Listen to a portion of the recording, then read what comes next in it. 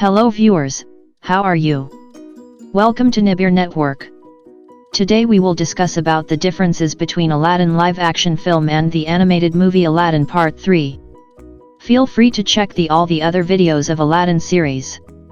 Here are the differences between the live-action Aladdin and the animated movie Part 3. Number 26. Jafar never demands to marry Jasmine. Jafar never creepily demands to marry Princess Jasmine early in the film.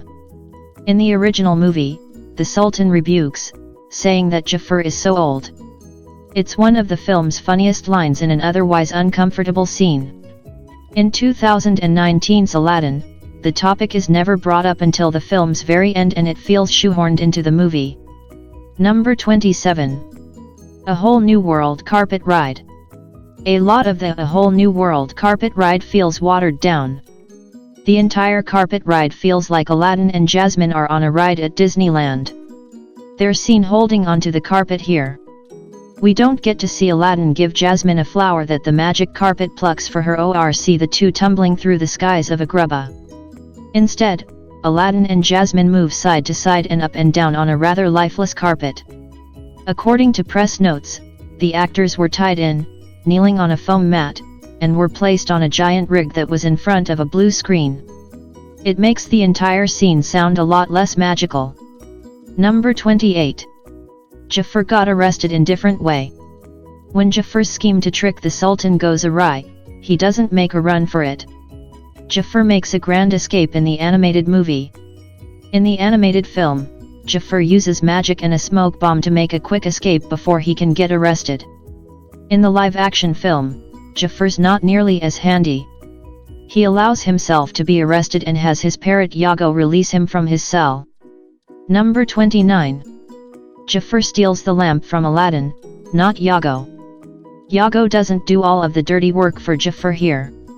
In the animated film, Iago humorously disguises himself as a flamingo and sneaks into a part of the palace to steal the lamp when Aladdin isn't looking. In the remake, Jafar walks past Aladdin discreetly on the street, and swipes the lamp in passing. Number 30. Iago is never force-fed any crackers. The Sultan is obsessed with giving the parrot crackers in the original movie. The Sultan made it a habit to shove crackers down Iago's throat. It made for a few laughs in the original. That concept is ditched in this film. Number 31. Jafar is always with black robes. When Jafar wishes to be Sultan, he doesn't receive white robes. Jafar's Sultan reveal is less dramatic. One of the most iconic moments of the original Aladdin is seeing the Sultan's majestic white robes transfer over from Jasmine's father to Jafar. In the process, Iago gets his own little Sultan hat, too. Not only does Jafar get darker robes instead, but Iago remains hatless in the new movie. Poor Iago.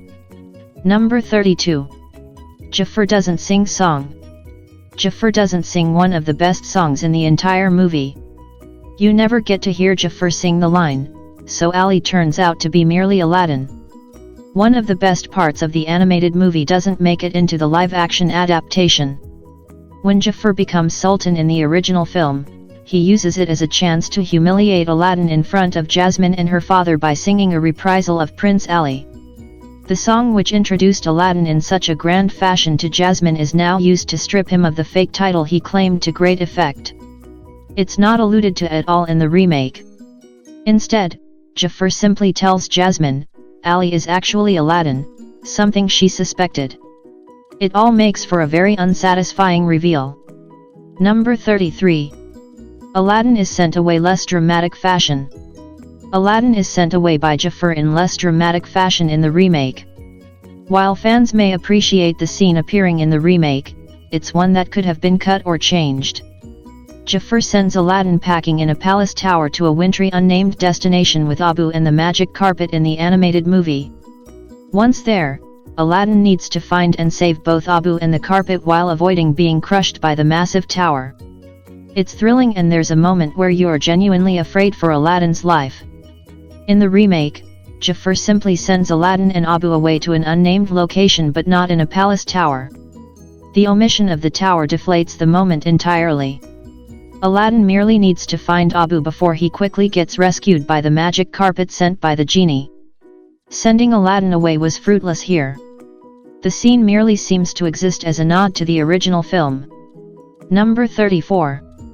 Jasmine is not seen in her iconic red outfit. Jasmine is not seen in her iconic red outfit in the remake, and she never tries to seduce Jafar. This is scrapped altogether. After Jafar becomes the Sultan, he makes some dark changes to the palace interior.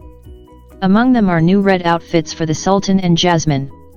As you probably remember, the scene in question comes during the climax of the original movie. Jafar has stolen the lamp and used his second wish to become a powerful sorcerer. He tells Genie that he wants to use his final wish to make Jasmine fall desperately in love with him. Genie tries to explain that he can't make people fall in love, but Jasmine notices Aladdin sneaking in to steal back the lamp, and decides to play along.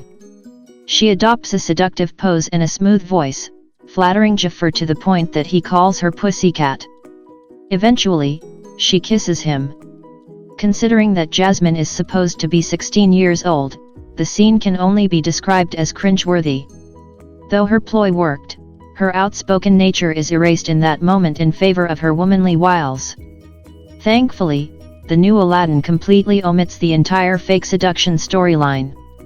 Though Jafar does wish to become Sultan and proposes marriage to Jasmine, she never expresses any other emotion except pure hatred for the man who's stealing her country and hurting her father. Instead of attempting to seduce Jafar, Jasmine gives a rousing speech to the guards of Agrabah, including Hakim, their leader, imploring them to serve the rightful Sultan instead of a scheming traitor. The speech is what finally knocks some sense into her father and proves to him that Jasmine is a worthy politician who would make for a good Sultan. Throughout the film, her expertise in international relations and leadership ability are evident, but her father still reiterates that a woman can't be Sultan. Yet, Jasmine persists.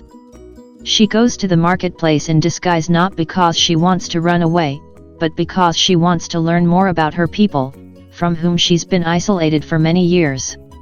She studies maps and documents to learn more about being a ruler. Even if she can't be Sultan, her one goal is to not be silenced. So when Jasmine is finally able to use her knowledge, influence, and public speaking ability to inspire the guards to remain loyal to their Sultan, her potential for leadership is allowed to flourish. And instead of changing the law so that Jasmine can marry Aladdin at the end of the film, her father changes the law so that Jasmine can become Sultan herself. From a 2019 vantage point, it's a relief and an inspiration to see a woman who has been doubted and questioned her entire life finally be able to rule. Hopefully, Jasmine becoming Sultan is an invocation, and we'll soon see our first president who's not a man. None of this takes away from the original Jasmine, strident and vocal, brave and resourceful, desirous of her freedom.